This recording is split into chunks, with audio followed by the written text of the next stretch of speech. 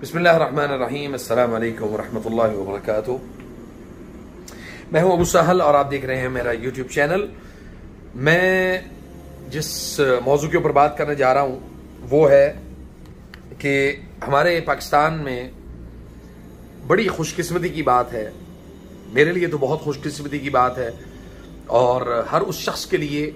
جو اللہ اور اللہ کے رسول صلی اللہ علیہ وسلم سے محبت بھی کرتا ہے اور ان کے اللہ کے نبی صلی اللہ علیہ وسلم کے بتائے ہوئے علم کے مطابق، یعنی جو انہوں نے ہمیں علم دیا ہے اس سے محبت کرتا ہے۔ تو علم جو ہے ایک بہت بڑی نعمت ہے اور اس علم کا کوئی متبادل نہیں۔ هل يستوي الذين يعلمون والذين لا يعلمون، جو علم والے لوگ ہیں اور جو بے علم ہیں وہ کبھی برابر نہیں ہو سکتے۔ اب یہاں پہ اللہ تعالیٰ نے فرمایا فَاعْلَمْ أَنَّهُ لَا إِلَهَ إِلَّا اللَّهُ، اس بات کا علم حاصل کرو کہ لا الہ الا اللہ کیا ہے، اور اس بات کا بھی علم حاصل کرو کہ محمد رسول اللہ صلی اللہ علیہ وسلم نے ہمیں کیا تعلیمات دی ہیں۔ اور پھر قرآن کریم میں اللہ تعالیٰ نے علم سے متعلق، علم سے ریلیٹڈ ایک بڑی خوبصورت جو سورت ہے، اقرأ بسم ربک الذی خلق خلق الانسان من علق اقرأ وربک الاکرم الذی علم بالقلم اقرأ وربک الاکرم الذی علم بالقلم۔ یعنی جو علم والے لوگ ہوتے ہیں وہ اکرام والے ہوتے ہیں، محبت والے ہوتے ہیں، عزت والے ہوتے ہیں، ان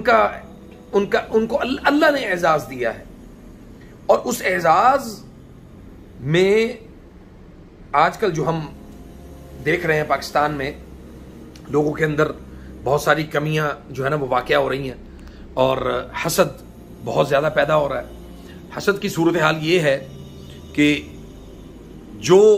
ایرا غیرہ نتھو خیرہ جو ہے نا وہ کھڑا ہو رہا ہے، اور وہ ڈاکٹر ذاکر نائک کے پرانے کلپ اٹھا کے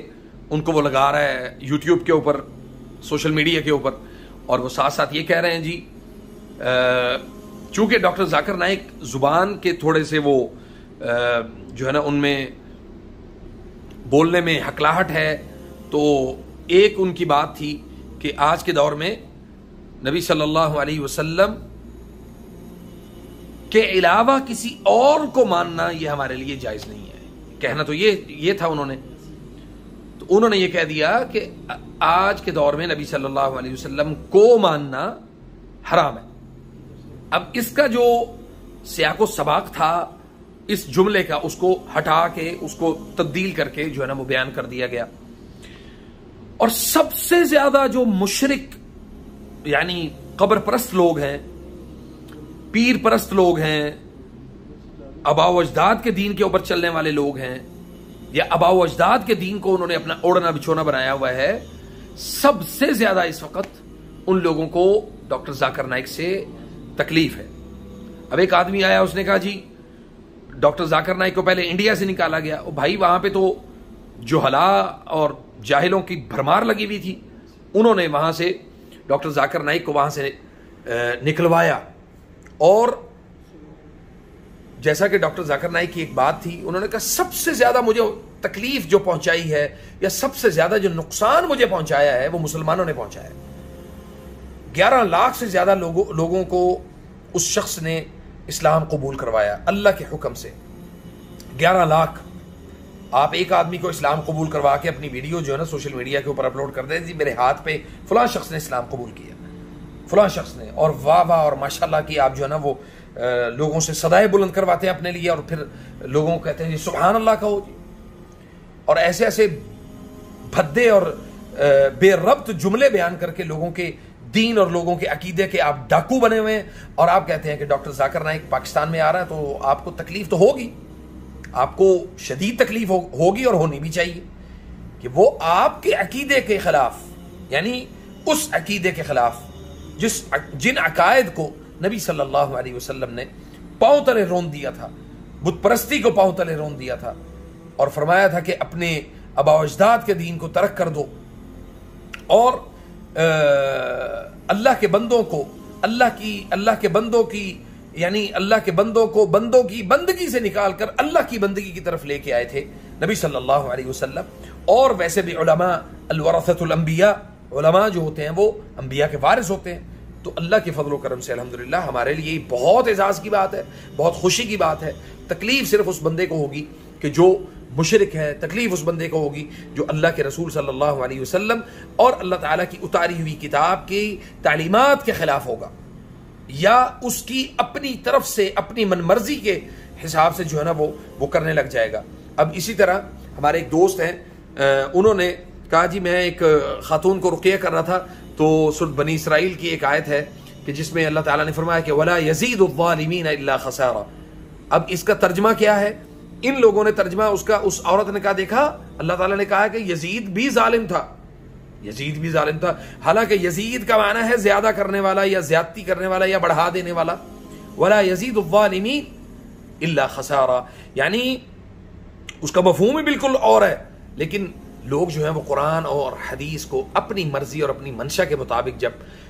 اللہ کے دین کو استعمال کرتے ہیں تو پھر یہ پیر پرستی اور یہ ساری چیزیں پیدا ہوتی ہیں، اور صوفیزم پیدا ہوتا ہے، اور پھر اسلام کی اصل جو شناخت ہے وہ معدوم ہو جاتی ہے، ختم ہو جاتی ہے۔ تو